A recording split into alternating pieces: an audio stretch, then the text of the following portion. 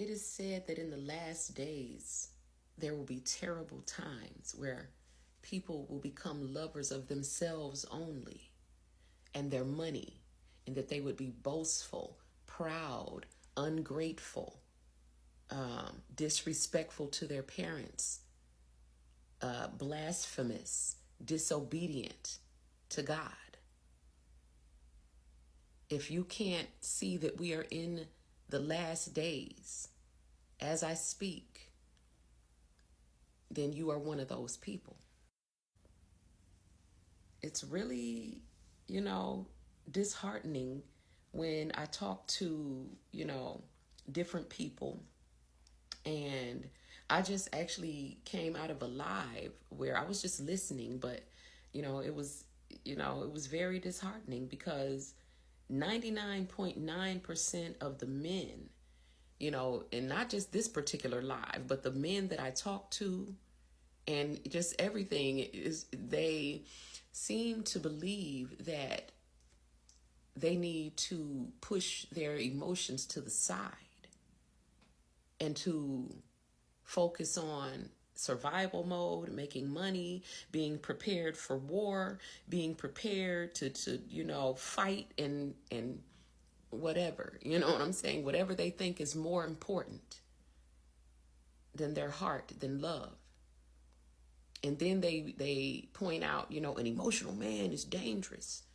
A man who does not have control of his emotions is dangerous. This is why the work is necessary.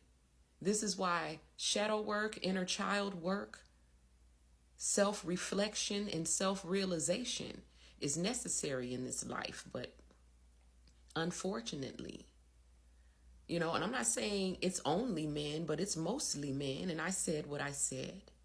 It's mostly men who are in emotional arrested development. Okay. Yeah, they're grown physically. Okay. And psychologically, some of them are also in arrested development. I mean, you can gather all the knowledge in the world. Okay. But there's a big difference between knowledge and wisdom. Wisdom is from the heart, and wisdom is the principal thing. So, while these people are out here trying to gather all these material things and gathering all of this knowledge, in all of your gathering and getting, make sure that you also gather that wisdom and that you get understanding of the things that you speak about. Because it's just like being able to read, a sentence or a paragraph. And yes, you are able to read the words, but are you able to comprehend what you just read? Can you explain to me the meaning behind what you just read? So it's a difference. So knowledge and wisdom is like the difference in being able to read and having reading comprehension. Okay, so in all of your getting of knowledge, make sure that you also get understanding, because a lot of people are out here talking and regurgitating things that they have collected from other people and books and whatever that they consider to be knowledge. But if you start asking deeper questions and asking them to unravel the meaning of what they're talking about, you're going to encounter their ego, and you're going to encounter resistance. They may get offended because the truth is that they don't really understand themselves. They thought that the extent of quote unquote learning meant to be able to memorize and regurgitate what was in the book or what someone else already said. They didn't go beyond trying to actually understand it on a deeper level. Okay, so that's the difference between knowledge and wisdom. Wisdom is the principal thing. Okay, and you cannot have wisdom without having an accessible heart center, which a lot of men do not have. They have, intentionally, for whatever reason, society, supports this, grooms men to feel that, it's not manly to acknowledge your own emotions. Okay, that it's, we're not talking about a man who is out of control emotionally. Okay, but a wise man does acknowledge his emotions, and he also knows how to control them. He does not let the emotions control him. And this is the example that most people want to put up when they want to say an emotional man is dangerous. This is people who feel like this are people who have never met an emotionally healthy man. Okay? Most men are not emotionally healthy, and because most men do not acknowledge their emotions, doesn't make the emotions go away. All human beings are emotional creatures. All human beings have emotions. But most, I just left a live where men were like, all people are not emotional beings while being emotional. Okay? So the fact that you don't acknowledge your emotions or you suppress them does not make them go away. What it makes them do is be expressed in an unhealthy way.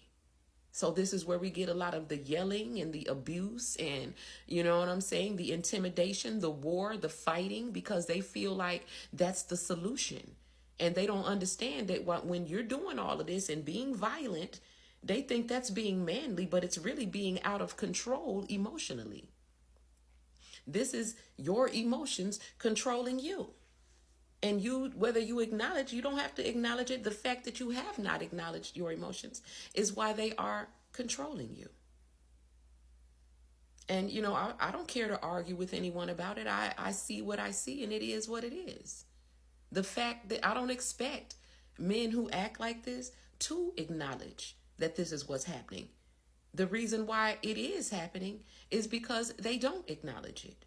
And so this is, you know, this is the people who populate the darkness. Why? Because they choose to operate in such a way.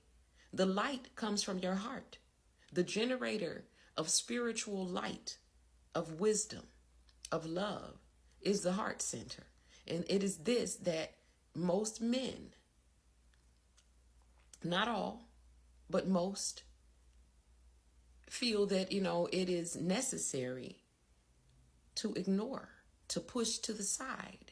So, you know, one man said to me, you know, you gotta move. What did he say? You have to move past your temporary feelings, and whatever. I don't know what he's saying, but basically, you know what I'm saying. It's not about moving past them.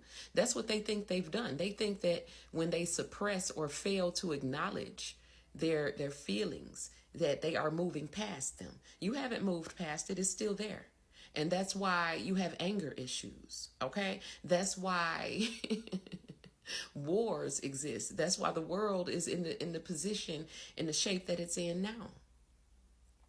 When you suppress your emotions, they become your shadows, okay? And when you don't acknowledge your shadows, it becomes devil energy, convincing the world that they don't exist, but everyone can see that they do. So, you know, we have a bunch of women sitting up on these panels in these rooms, you know, arguing with these men, some of them trying to side with them, saying, you know, it's women's fault that, you know, they're single mothers, you know, it's all the woman's fault because she should have whatever. You know what I'm saying? And then some of them are, you know, whatever. Men are saying, hey, if we got to be held accountable, then you got to be held accountable too. But if the woman didn't do anything, then I'm not going to be held accountable. And this is a narcissistic trait. Whenever a narc is being, you know, being asked to hold themselves accountable, they're always going to try to add somebody else into it as if someone else had something to do with the actions that they took. No, you are 100% accountable for your own behavior. Am I saying that there are women who don't act like this? Absolutely not. But there is a smaller rate of women who act like this than men. Okay? There is a greater rate of women who acknowledge the need to heal. How do I know? Because I'm a healer. Because I coach and counsel people every day. Because men don't come for healing. Okay? They might go to the doctor, okay, but they're not worried about healing their emotional bodies or expanding psychologically. Am I saying all men? No. The few men who I've met who do acknowledge their emotional bodies, they have been an absolute pleasure to be around. And those who don't are scary. Okay?